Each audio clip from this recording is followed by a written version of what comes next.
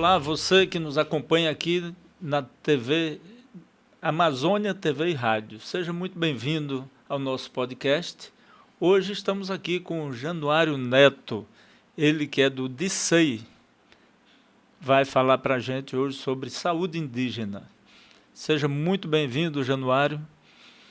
Queria que você se apresentasse para o nosso público aí, para o nosso internauta, e em seguida nós vamos explorar o seu conhecimento sobre saúde indígena e até mais profundamente aí sobre as comunidades indígenas e a questão indígena na Amazônia. Maravilha, Fábio. É muito prazer, eu me chamo Januário, eu sou enfermeiro sanitarista de formação, sou mestre em saúde pública pela Fiocruz e trabalho com gestão sanitária no interior do nosso estado há 12 anos, Fábio. Já estive secretário municipal de saúde de Itapiranga, já estive secretário municipal de saúde de Manaquiri e estive secretário municipal de saúde do município de Itapauá. Então, 3 calhas-dias diferentes, o Médio Amazonas em Itapiranga, o entorno de Manaus, Rio Negro Solimões ali em Manaquiri e no Rio Purus em Itapauá. Além de ter sido durante 8 anos presidente do Conselho de Secretários de Saúde do nosso estado e com o maior prazer dizer que conheço o nosso estado profundamente, conheço todos os 62 municípios e a gente trilhou uma caminhada para tentar buscar justiça e dignidade social para o povo do interior, que é o povo que eu represento, o povo de onde eu vim. Eu sou nascido e criado em Taquatiara, no interior do estado, e eu acho que a gente precisa criar uma lógica de desenvolvimento para o interior. Não adianta reclamar de questões pontuais, a gente precisa garantir o desenvolvimento e a autonomia para que o interior tenha vez e voz. Muito bem. Então, você que assiste o programa Amazônia Legal vai ter uma aula, vai ter uma exposição aqui de coisas importantes da nossa Amazônia, principalmente no que se refere à saúde indígena. Januário, o CESAI é o órgão nacional. Sim. No estado aqui é o DICEI, é isso? Isso. Então, por favor, nos explique aí como é que o que é o DICEI e o que é que realmente é feito pelo DICEI, por favor. Para a gente fazer uma imersão histórica, a saúde indígena existe desde a época rondonista. Então, foi criado o Serviço de Proteção ao Índio em 1910, então é muito antigo esse serviço, que era um serviço meio que policializado, né, que eram feitas intervenções em regime de mutirão, em regime de entradas, né, em que queriam utilizar a saúde que era do branco para o índio. Né, depois disso, alguns anos depois, criada a FUNAI, e com o advento da Lei Arouca, em 1999, foi criado o Subsistema de Saúde Indígena, o SASI-SUS. Né, e com a promulgação dessa legislação, em 2010 foi criada a Secretaria Especial de Saúde Indígena, que ela é um órgão do Ministério da Saúde que cuida exclusivamente do indígena. E a CESAI administra 34 distritos sanitários, né, em todo o território nacional. E o que são os DICEIs? Os DICEIs são Distritos Sanitários Especiais Indígenas. Nós cuidamos da atenção primária à saúde de indígenas aldeados e reconhecidos, né? Então, nós cuidamos do indígena na aldeia. Nós fazemos saúde na aldeia. E a nossa missão é, de uma forma bem didática e bem tranquila, impedir que esses indígenas adoeçam. Muito bem. E qual seria, assim, quais seriam as alternativas de melhoria que nesse tempo todo você se deparou com dificuldades, com certeza, né? Quais foram essas dificuldades e como é que você enxerga o modo de trazer melhorias para a saúde indígena? Bom, Fábio, a área indígena ela é muito similar à área ribeirinha. Então, isso me deu muita facilidade de trabalhar no DICEI, porque eu já conhecia a realidade do ribeirinho, que é um povo que é atendido de uma forma sazonal, não tem um dos pilares do SUS, que é a integralidade na cerne do seu atendimento, né, apesar de já ter bastante avanços, mas as dificuldades para se fazer saúde são as dificuldades para se viver, Fábio. Nós temos aqui o nosso sistema de saúde dividido em regionais, através do decreto 7.508. Mas se você olhar na cerne do que o decreto diz, nenhuma regional se encaixa aqui no Amazonas. Porque nós temos territórios que são de tamanho continental, vazios demográficos gigantescos e assistenciais da mesma forma. Então, a gente tem uma equipe, vou te dar um exemplo. Nós temos uma equipe multidisciplinar no município de Beruri, que cobre 3 terras indígenas gigantescas. A nossa última comunidade, já na área de uma terra indígena chamada Itimitari, ela demora de lancha rápida em torno de 6 a 8 horas de distância do município de Beruri. E a gente vai lá, com todo o carinho do mundo, atender 10, 15 famílias na última aldeia. Essa mesma equipe recebe o mesmo valor para atender uma zona urbana aqui no município de Beruri, com a equipe de saúde da família. Então, a saúde indígena é uma saúde diferenciada porque ela, além de tratar o índio na sua aldeia, ela respeita todas as suas particularidades. Então, a gente precisa realmente rever, porque as mesmas dificuldades para se fazer saúde, Fábio, são as dificuldades para fazer educação, são as dificuldades para fazer desenvolvimento econômico e, sobretudo, para garantir dignidade a esses povos. A gente vive dentro da maior bacia hidrográfica do mundo e não tem água de qualidade para beber.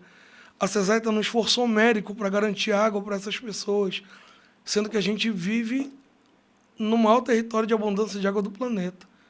Então, é uma coisa que é meio analógica, né? Ela é muito complicado. Então, a gente tem barreiras de comunicação. Então, o que tem ajudado bastante, além da disposição das nossas equipes e incentivo do governo federal, é o poder de vida dessas pessoas. O indígena ele é guerreiro de natureza. Eu tive uma Monicoré há 10 dias atrás e reencontrei o Glauco e o Gleison, que foram aqueles 2 índiozinhos que passaram 26 dias perdidos na selva. Aquele é o espírito do indígena, ele sobrevive ali porque ele é guerreiro, por natureza. Se não fosse indígena, dificilmente teriam sobrevivido. Sim, né? dificilmente. O Januário, e uma das coisas que eu fico imaginando aqui, como é que é o relacionamento? Eu encaro isso como uma dificuldade, a questão cultural. Né? Você está levando a saúde, como você falou, do branco, embora hoje já mais customizada para o indígena, né? E também a questão da dificuldade da língua, do idioma, né? Do dialeto, que a quantidade de etnias são muitas, de dialetos também. Né? Como é que você administra isso aí? Bom, Fábio, aqui no TCI Manaus, a grande maioria dos nossos povos indígenas já estão familiarizados com a cultura ocidental. Falam português, né, convivem em sociedade. Nós temos um povo especial, né, chamado Pirque, que é o povo indígena de recente contato, é o povo Pirahã, que mora no rio Maici. O rio Maici ele cruza Monicoré, o Maitá e segue caminho. Então, esse povo ele ainda vive em une com a natureza. Ele vive sobre os seus costumes, crenças e tradições. E nós ali estamos como intrusos, por quê? O protocolo da CESAI diz que o índio, a partir do momento que ele deseja contato e realiza contato, é nossa obrigação estar lá para ter um arcabouço para que ele não adoeça. Então, esse é o nosso papel. Eu estive agora no dia 15 de agosto no Rio Maici para visitar os nossos pirahãs. E eu tive o prazer de, logo quando eu fui convidado a entrar na CESAI, fazer a vacinação desse povo contra o Covid. Nós não tivemos um óbito dos nossos pirahãs e cuidamos muito bem deles. E aí você me pergunta, Januário, como é essa barreira, já que ele não fala o seu português, já que ele não entende o que você está dizendo? Eu te digo o seguinte, Fábio, saúde indígena se vive, se sente. Então, com o olhar a gente se comunica, com o tom de voz a gente se comunica e com o toque a gente se comunica. E a gente precisa ter humildade e hombridade para aprender o idioma deles, para que eles possam confiar na gente. Então, quando eu estive indo pela primeira vez em janeiro de 2021 lá, eu fui me preparando com as pessoas que os conheciam para aprender um pouquinho da língua. Então, a gente conseguiu aprender que cucarrapé é bom dia, conseguiu aprender que maai é bonito, e a gente montou uma frase para eles. Os nossos indígenas, eles precisam entender que o processo de fazer saúde vai salvar a vida deles. Então, a gente tinha uma equipe multidisciplinar que entrava lá e mostrava o vídeo das dificuldades sentidas aqui nos hospitais de Manaus. E eles ficavam com medo de maruara. Maruara é morrer em Pirahã. Então, a gente chegou lá com isopor de vacina, com toda a garantia de recurso, equipe, insumo, para vacinar o nosso povo Pirahã com a anuência do governo federal e teve uma frase que surtiu muito efeito, chamada Sigapassai Kabarran Maruara. Ela significa: vou te dar uma vacina para você não morrer. Sigapassai, injeção, Kabarran não e Maruara morrer. Então, quando a gente chegava na aldeia, Sigapassai Kabarran Maruara, todo mundo já vinha tirando o braço para vacinar, né? Então, a gente está vendo aqui, olha só, esse é o Caiçô Pirahã. Ele é o nosso agente indígena de saúde. Essa foi a viagem que nós fizemos lá no último mês.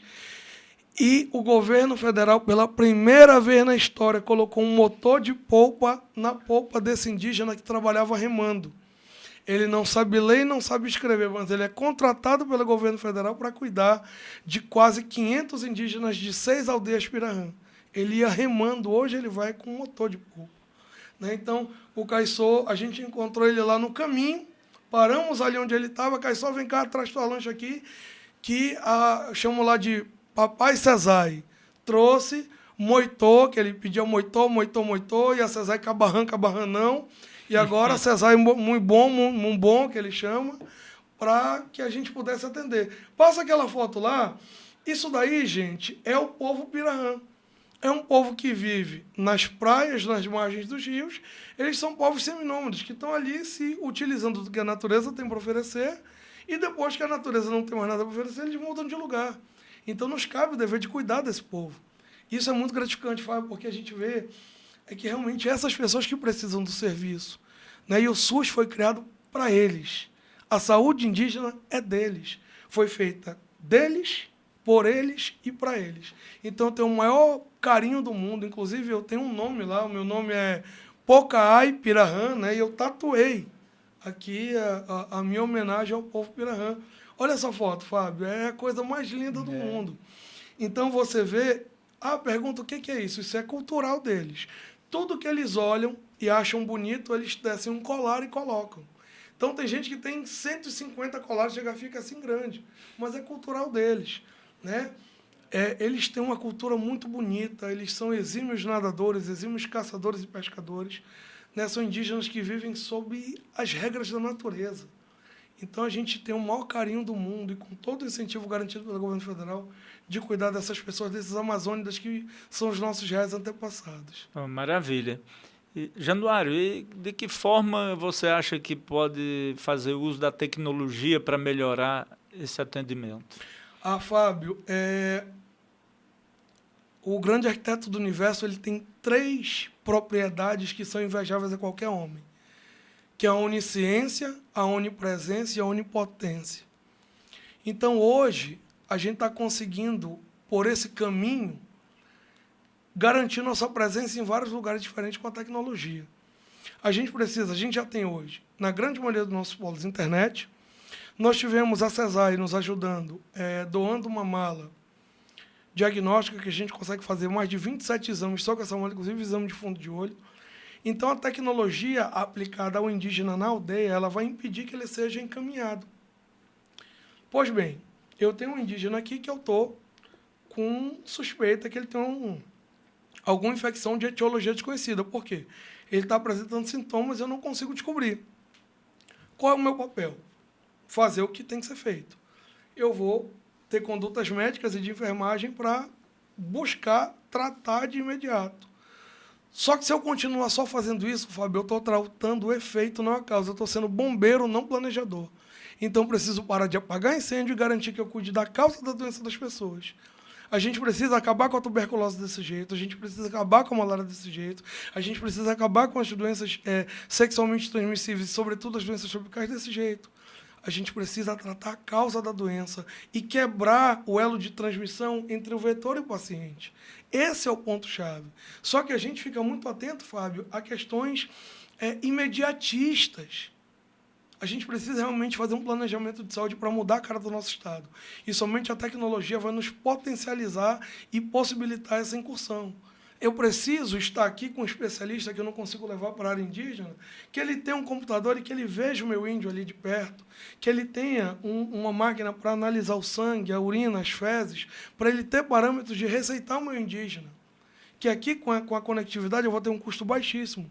Se eu trouxer esse indígena, eu pago combustível da aldeia para a cidade, hospedagem na cidade até aguardar o transporte, a hospedagem aqui em Manaus, alimentação, segurança, transporte até ele ir para o médico, complementação de base diagnóstica, porque ele vai ter que fazer um exame, vai ter que fazer um procedimento e o retorno dele. Olha o custo disso. Se a gente aplicar em tecnologia, eu tenho isso em retorno em tempo real. Só que a gente precisa parar de ficela, Fábio. Só se fala em tecnologia, mas ninguém age. Nós não tivemos uma emenda parlamentar do orçamento positivo esse ano que garantiu tecnologia para o interior. A gente tem hoje mais de 40 unidades básicas de saúde fluviais que podem estar ligadas diretamente com complementação diagnóstica. A gente tem malas hoje que fazem diagnóstico de fundo de olho, urina, sangue, eletrocardiograma, N exames que podem ser feitos de forma remota, serem laudados em nível central, e nós temos um gap que diminui o tempo de atuação frente à doença. A gente conseguiu fazer isso com a questão do câncer. A CESAI fez uma parceria com a Sociedade Brasileira de Radiologia e ela lauda os nossos exames. Enquanto hoje, nos municípios, você espera 6 meses, no mínimo, para receber um resultado de Papa Nicolau, as nossas mulheres indígenas do semanal já recebem entre 25 e 30 dias. Então, isso garante que a gente tenha, primeiro, a gente identifica com rapidez o início insidioso de qualquer câncer. E você sabe que a brevidade no tratamento te dá uma sobrevida maior. Sim. Então, a gente precisa cuidar mais da nossa gente. Fábio, a gente precisa parar de falar e ir para a ação. A gente precisa parar de ficar fazendo saúde aqui em Manaus e seguir o exemplo hoje da Secretaria de Estado de Saúde. Nunca, nos meus 12 anos, eu vi o que está sendo feito hoje, cara. Hoje tem UTI em Tefé, tem UTI em Parintins, tem UTI em Tabatinga. A gente vai começar a fazer hemodiálise nos nossos clientes do interior. Imagina só, Fábio, um paciente dialítico que morava em Tabatinga poder voltar para casa para fazer o procedimento dele lá. Imagina o transtorno para a família, né? Sim, a pessoa vem lá de o custo Tabatinga se disso. tratar aqui em Manaus e a hemodiálise é semanal, 2, 3 vezes por semana. Sim, por né? semana, a pessoa vai ter que viver com aquilo. Então, nos cabe, enquanto gestor, a responsabilidade de cuidar das pessoas na casa delas. Fábio. Januário, essa equipe multidisciplinar que você falou aí, quais são os profissionais que a compõem? Nós temos 40 equipes multidisciplinares no âmbito do DCE Manaus. Falando um pouquinho do DCE Manaus, onde a gente coloca essa situação, para vocês terem ideia da nossa amplitude. Nós cuidamos de um território de 303 mil quilômetros quadrados de extensão. Maior do que a nossa área de atuação, só o estado do Pará. Todos os estados da federação são menores do que a área de atuação do DCE Manaus, para você ver a dificuldade do que a gente cuida. Então, imagina que São Paulo, que é um estado riquíssimo, cuida de um território que é 3, 4 vezes menor do que o território que eu cuido aqui, com uma autarquia federal. Pra você ter ideia. Então, dentro desse território gigantesco, que ele vai ao norte, Urucará, ao sul, Manicoré, tá? Ao oeste, nós paramos aqui em Beruri, e ao leste a gente vai até a região confrontada ali de Urucará, tá? Com Parintins. E aqui a leste a gente chega até Itacoatiara, tá? Pegando os indígenas de Silves e de Rio Preto da Eva. Então, nós cuidamos de 19 municípios. Tá? Nós temos dentro desses 19 municípios 25 pontos de atenção que cuidam de calhas de rio específicas. Nós temos 265 aldeias que a gente cuida pessoalmente e mais de 32 mil indígenas sob a nossa jurisdição. E a gente precisa entender, Fábio, que como gestor de saúde, a gente tem o bem mais precioso das pessoas tutelado para a gente, que é a saúde. Então, a gente precisa cuidar de gente. Você me falou das EMSIs. Nós temos hoje as EMSIs completas, que tem médico, enfermeiro, dentista, técnico de enfermagem, auxiliar de saúde bucal, agente indígena de saúde, agente indígena de saneamento, motorista, condutor fluvial, e ainda temos agentes indígenas microscopistas. Então, equipe ampla, né? Porque a CESAI ela não cuida só da saúde. Esses agentes indígenas, eles são indígenas mesmo. Indígenas residentes no território, capacitados, treinados para cuidar da saúde das pessoas. Eles já dominam o dialeto, o idioma, já se eles comunicam mais facilmente com eles lá, eleitos, né? Pela comunidade. Pela comunidade apresentados pela CESAI. Entendi. Nós temos hoje 278 agentes indígenas no DCE Manaus para cobrir, ainda com não toda a qualidade do mundo, esse número de 265 aldeias. Nessas suas andanças aí pelo interior, nessas aldeias, né? Teve algum fato interessante que você queira trazer aqui para o nosso ouvinte? Ah, rapaz, tem vários fatos interessantes, hilários, né? Mas a experiência que eu queria trazer, Fábio, é do impacto que a nossa gestão causou dentro das aldeias. Vocês estão vendo aqui a nossa última viagem a Manicoré. Nós estamos com o Sávio aqui de branco, que é conselheiro local da aldeia Estirão Grande, isso fica no Rio Marmelos, limite de Manicoré com o Humaitá. Esse de verde é o Cristiano, que é o nosso conselheiro distrital do Rio Marmelos. De boné vermelho, o Cleuton, presidente do Condize, que é do povo Munduruku. E de boné preto, o Azés, do povo Moura, vice-presidente do Condize. A gente está aqui no posto de saúde da aldeia Estirão. Esse posto de saúde foi construído pela Coiab há mais de 20 anos e ele nunca tinha sofrido nenhum tipo de manutenção. Nós, nesse dia, levamos a empresa ganhadora agora da nossa licitação de manutenção predial, que vai reformar totalmente esse prédio que fica no meio do Rio Marmelos, na aldeia Estirão Grande. Quantos anos que você falou? Há mais de 20 anos. Agora imagine uma estrutura de madeira há 20 anos sem ter manutenção, né? Como não está a situação dela aí. Então, para você ter ideia do que a gente encontra, né? E Fábio, infelizmente a gente ainda acho que perturbado por gente que não tem o que fazer, sabe? E não consegue observar o que a gente faz. Nesse dia aí, nós saímos 3h30 da manhã do Porto de Manicoré para chegar às 10h30 no Rio Maici. Você voltar aquele vídeo ali que estava passando ainda há pouco, essa região é a região do Capanã Grande. O Lago do Capanã é uma reserva, fica no município de Manicoré, à margem esquerda do Rio Madeira, né, onde vivem 11 aldeias indígenas. E olha a dificuldade para chegar. Pode passar aquele vídeo da ambulância? E a gente foi levar uma ambulância para lá. A Igaraiana 2, chamada Canoa de Deus. Ó, esse daí é o Natalino Pirahã, eu estou me despedindo dele aí, né? E aí avisando para ele que em água eu voltar. Água é 1 ano, água grande. Né? Porque as nossas missões aí têm que ser realmente bem planejadas, né? Então,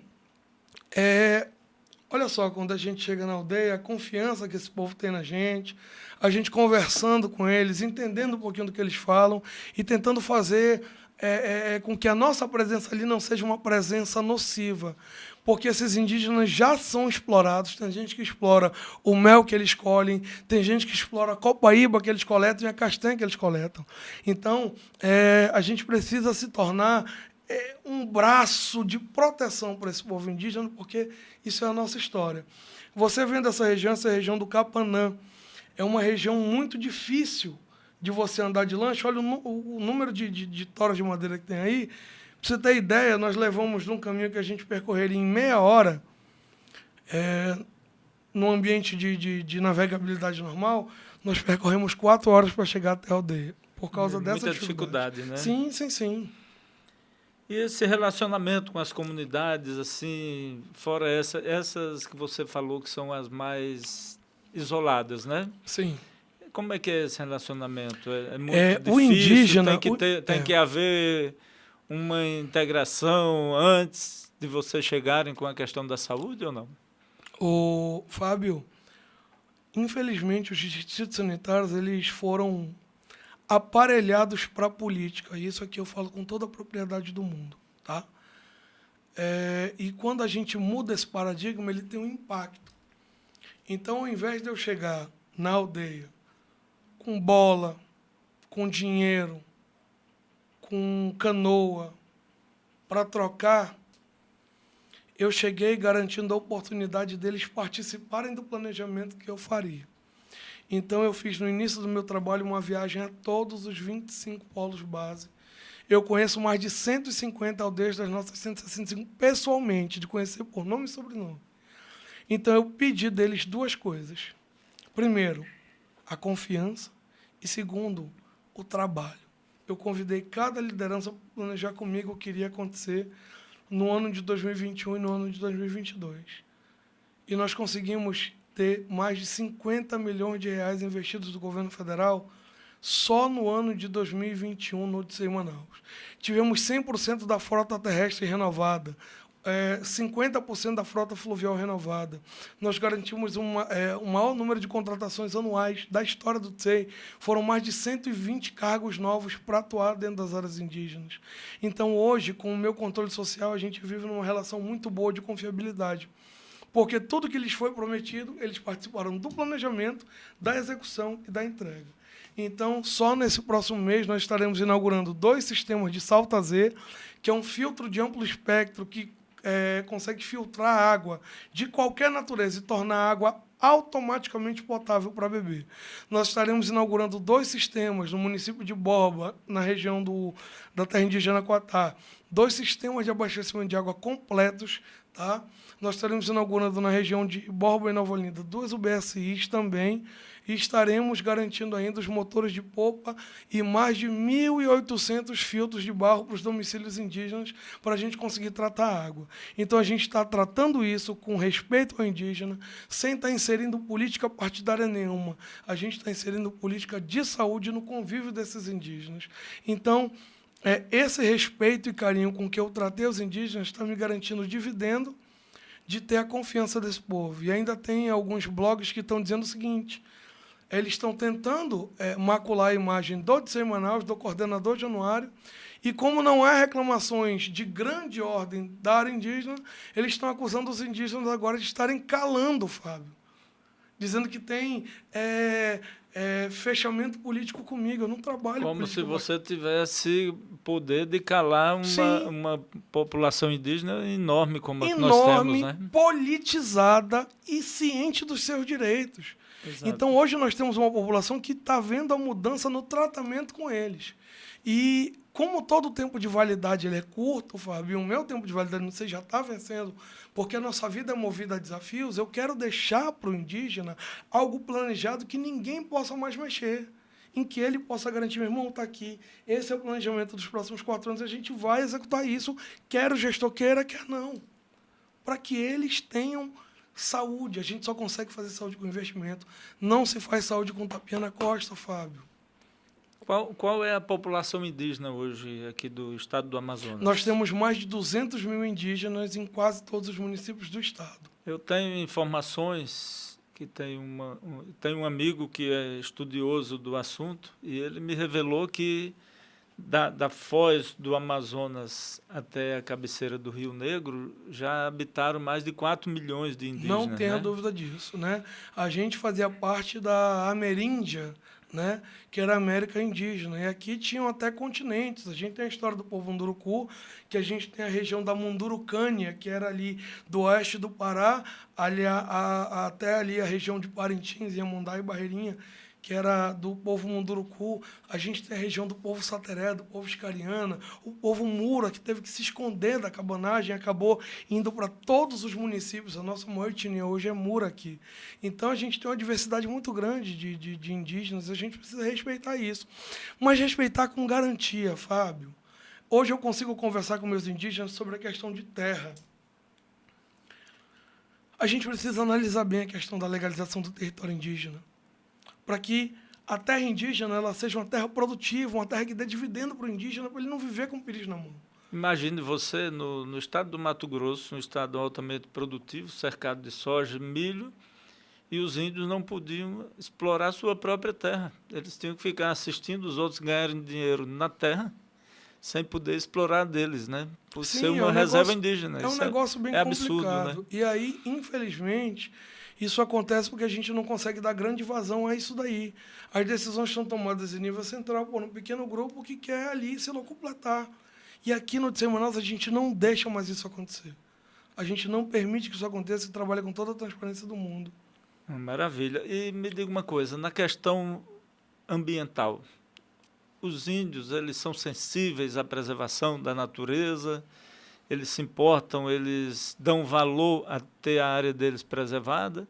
Você que convive com eles mais próximo, como é que é essa questão? Com certeza, Fábio. Se não fosse o indígena, a floresta não estava de pé. Os nossos órgãos não têm condições estruturais de estarem fiscalizando 24 horas por dia. Quem fiscaliza e cuida daquele território são os indígenas, são os ribeirinhos. E é a eles que esse território deve ser entregue, para que eles possam tirar dali o seu sustento. Imagina você não poder plantar uma roça no seu território, você não poder criar um porco, criar um gado, criar uma ovelha, fazer um manejo sustentável de pirarucu, de quelônios. Espera aí, a gente é pobre pisando em riqueza. Fábio, a gente hoje é explorado por organizações internacionais que já devastaram o que tinha lá. A Amazônia é nossa, é dos amazonenses, é do caboclo, é do indígena, do ribeirinho, do quilombola. A Amazônia é nossa, cara. A gente não pode deixar ninguém vir de fora dizer o que a gente tem que fazer. Porque se a experiência deles fosse boa, a França tinha uma biodiversidade gigantesca, a Itália, que não tem mais. É verdade. Januário, você falou aí na questão da preservação, né, na questão das riquezas. Nós sabemos que na região de Altazes, aqui onde tem uma grande reserva de silvinita, é uma grande reserva indígena, né? Lá existe a etnia Mura, se eu não me engano. Como é que você vê essa questão aí? As empresas estão querendo explorar a silvinita. Os indígenas, eu conversei com alguns, eles também concordam, porque eles enxergam nisso uma oportunidade de emprego para vários indígenas e também uma possibilidade de ganhar royalties. Está aí o exemplo da mineração Taboca lá, que está dentro da... Dentro não, ela passa por dentro para escoar a produção, mas ela é vizinha à comunidade Uaimiri-Atroari, não é isso? Aqui Isso. Ao norte do estado do Amazonas. Como é que você vê essa questão de Altazes, da silvinita? Fábio, o Altazes está no movimento final, né, dessa questão da autorização. Os indígenas, eles estão muito organizados nesse quesito. Eu queria mandar um grande abraço a todos os nossos indígenas de Altazes. É o nosso maior polo, nós temos mais de 8 mil indígenas assistidos pelo DCE ali. E o que o indígena quer? Ele quer que a exploração seja feita com responsabilidade. Porque os impactos negativos da exploração, eles são excessivos. E o grande entrave hoje é que quem está tratando da discussão na área indígena não é indígena, são organizações que querem entrar e não estão ouvindo indígena. Então, meu irmão, ouçam o indígena, tragam o indígena para conhecer, confie nele, traga ele para perto. Por exemplo, todo mundo foi visitar o exemplo da Groenlândia, que tem um case de sucesso muito bom nessa questão do calcário e da silvinita. Sim. Por que a gente não levou uma comissão de indígenas de Altazes lá para conhecer, para sensibilizar? Quem fala pelos indígenas são as ONGs, Sim, né? mas não pode Como ser. é que pode Quem isso? fala pelo índio é ele. E me cabe o dever de compreender, entender e garantir a ele que ele seja ouvido. Esse é o nosso papel, Fábio. Esse é o nosso papel. Januário, nós tivemos aí a questão de 2 anos atrás, né, uma pandemia de Covid, você falou da vacinação que foi feita, da dificuldade de chegar com o isopor de vacina lá nas aldeias, né? Como é que foi, qual foi a ação do DCEI na pandemia de Covid? Fábio, se você me permitir, eu queria, antes de falar sobre a atuação do DCEI no Covid, fazer uma série histórica sobre a minha vida e a minha trajetória durante a pandemia e fazer uma meia-culpa, porque nesse caminho eu acabei sendo injusto. Eu estive secretário de Tapauá no momento em que a pandemia se alastrou.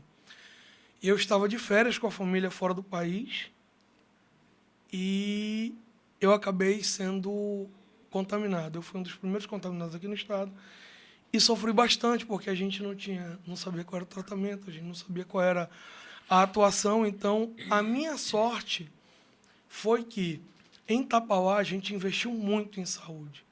E por Tapauá ter 2 problemas, o primeiro com a questão das doenças tropicais e o mais grave com a questão da hepatite viral, eu contratei um infectologista para morar em Tapauá desde 2019.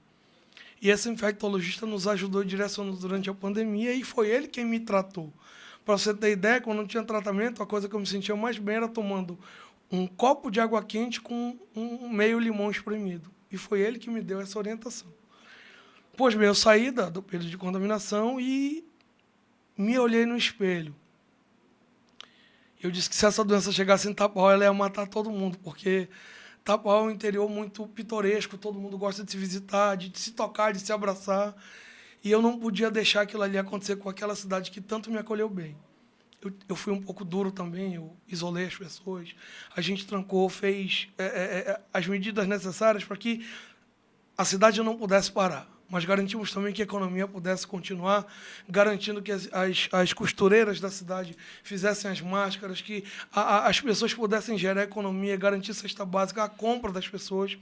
E aí, quando eu saí, eu peguei, conversei com o prefeito e todo o recurso de emenda parlamentar que a gente tinha, como a gente estava em emergência, nós damos 6 milhões de reais para levar mais de 10 toneladas de equipamento para o município de Tapauá.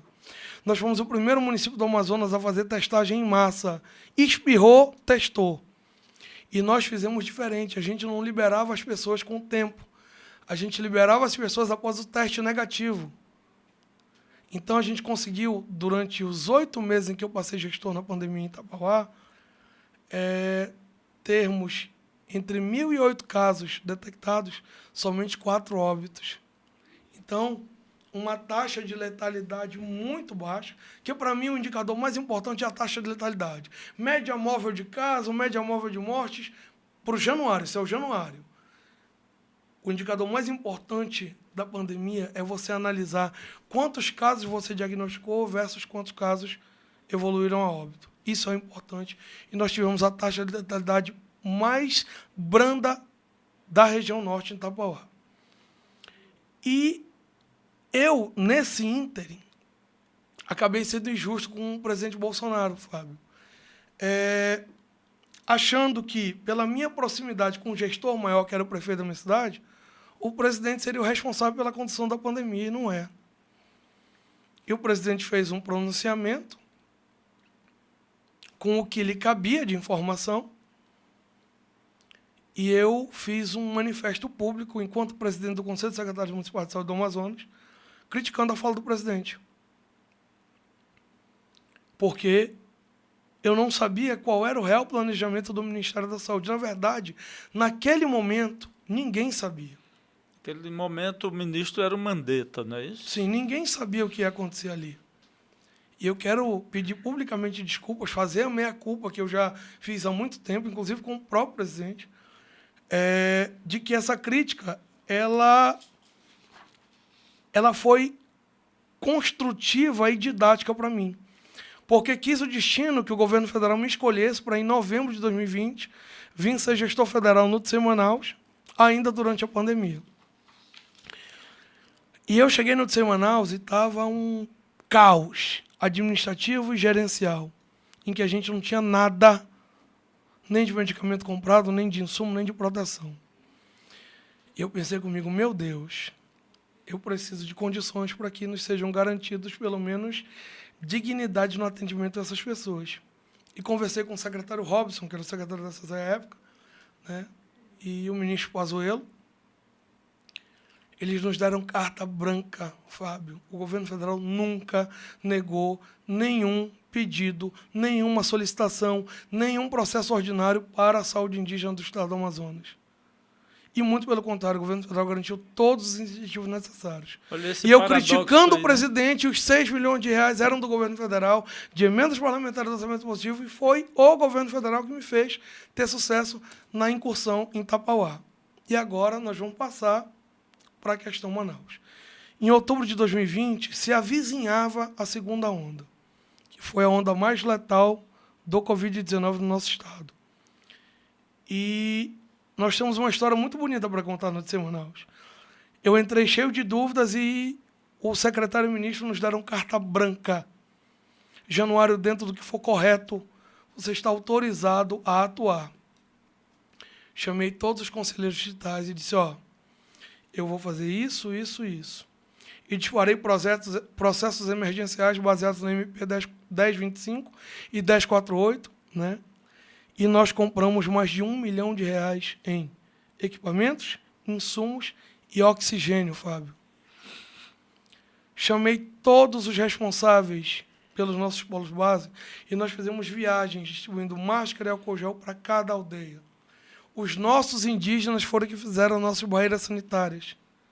E na segunda onda nós tivemos apenas 2 óbitos no Dicei Manaus em 32 mil indígenas. E tem uma coisa... É um indicador importante. Isso mostra que foi muito eficaz, né? E, Fábio, eu queria te fazer uma pergunta. Qual foi o principal insumo que faltou aqui no Amazonas e levou muita gente a óbito? O oxigênio, né? Pois bem, o governo federal não deixou faltar oxigênio. O Dicei Manaus não teve falta de oxigênio durante a pandemia. Nós tínhamos pelo menos 2 cilindros em cada polo base, junto com um concentrador de oxigênio lá, dentro da aldeia. E a gente tinha uma reserva técnica de oxigênio aqui no Dicei Manaus, que inclusive garantiu aos pacientes que foram transferidos a outro estado oxigênio para que eles pudessem chegar até lá. Então não adianta colocar a culpa no governo federal. O governo federal garantiu recurso de toda sorte para que a gente pudesse enfrentar a pandemia. O governo federal me garantiu mais de R$500 mil em insumos vacinais para que a gente pudesse chegar em 10 dias em 265 aldeias diferentes com a vacina no braço do cidadão. E aí vem gente dizer que eu salvei vida em CPI. Negativo, Fábio. Quem salvou vida foi o governo federal, foi os profissionais de saúde que estavam na linha de frente. Esses sim salvaram vidas, enquanto gente que fica fazendo um monte de fiscalagem não salvou vida nenhuma. Imagino a questão da logística para transportar essas pessoas, para transportar esses insumos, né, esses medicamentos. Durante a pandemia, o próprio oxigênio, que tem dificuldade de ser transportado em aeronaves, né?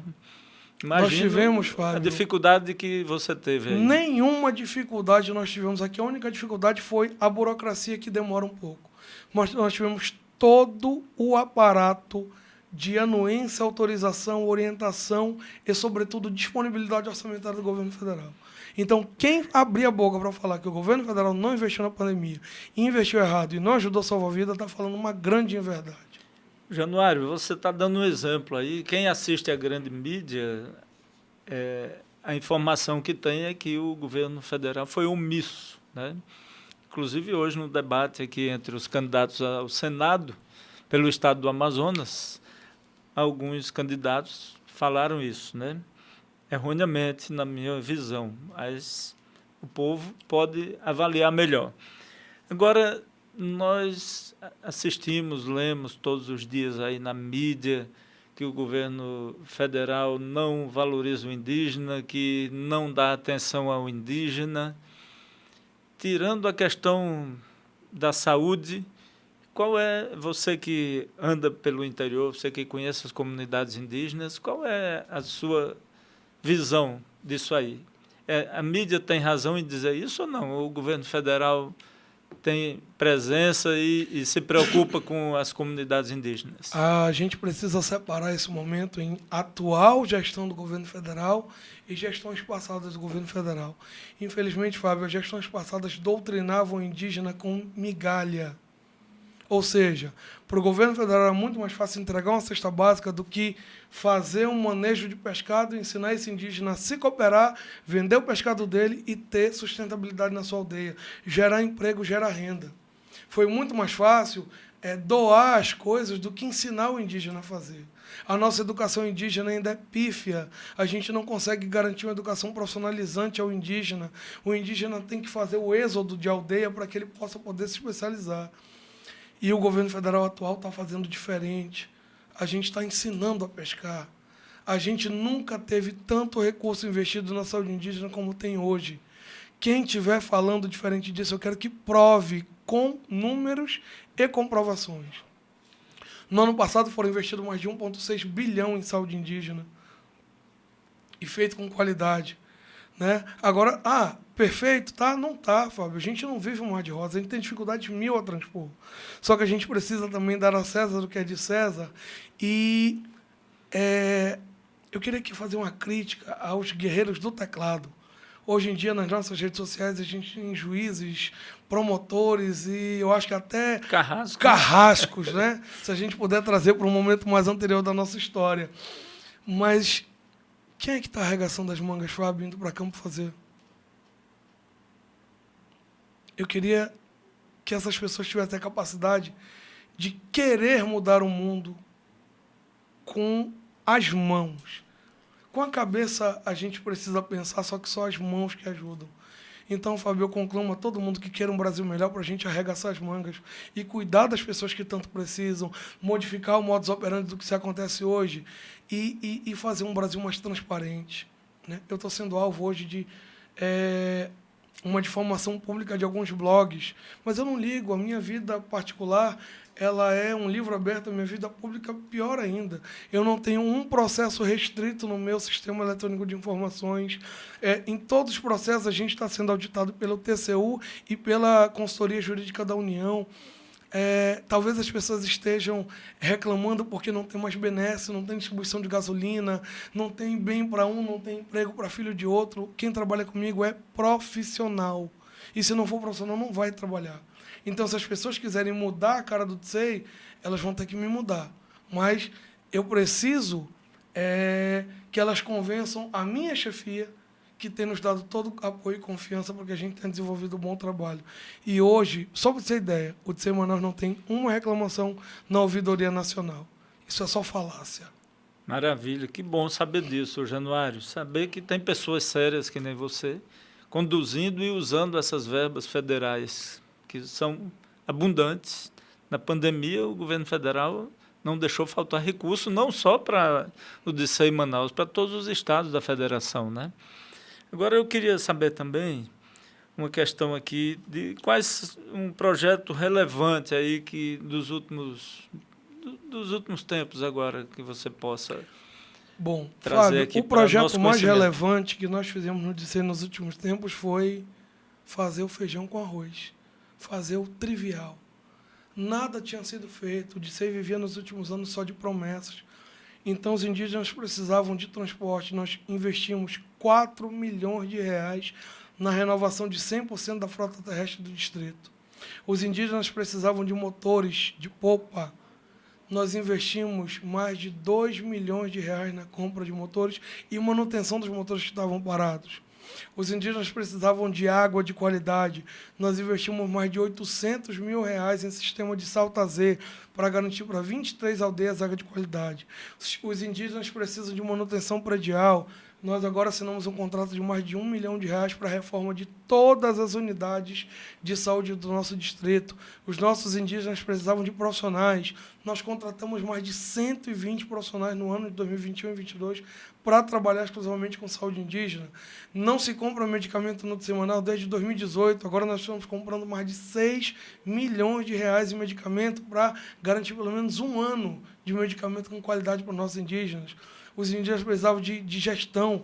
A gente implementou transparência na nossa gestão e está fazendo tudo isso sob o olhar e compreensão do indígena. Não adianta prestar conta de forma pro forma, Fábio. Tem que fazer ele entender onde cada centavo da saúde indígena está sendo investido. E mesmo assim, ainda não está bom. A gente precisa melhorar mais, garantir maior visibilidade para esse processo. Eu te agradeço de coração, Fábio, a possibilidade de mostrar o que a gente está fazendo. Nós fomos a Monicoré, Fábio, do dia 15 a 21, agora do mês de agosto. E só nessa viagem de Monicoré nós distribuímos 241 filtros de barro com vela para 241 famílias. Garantimos uma ambulância no valor de 70... Acho que tem um vídeo da ambulância aí. Se puder passar o vídeo da ambulância... no valor de 170 mil reais para a área do Marmelos, que é a área mais distante do Polo Base Monicoré. Nós distribuímos 2 motores 50 HP e um motor 40 para 3 áreas que não tinham motor. Nós conseguimos mudar a Casa de Apoio à Saúde Indígena que tinha reclamação. Então, olha só, essa ambulância aí, ó, Igaraiana 2, significa canoa rápida, é a segunda ambulância do DCEI Manaus, a primeira foi para o distrito de Beruri.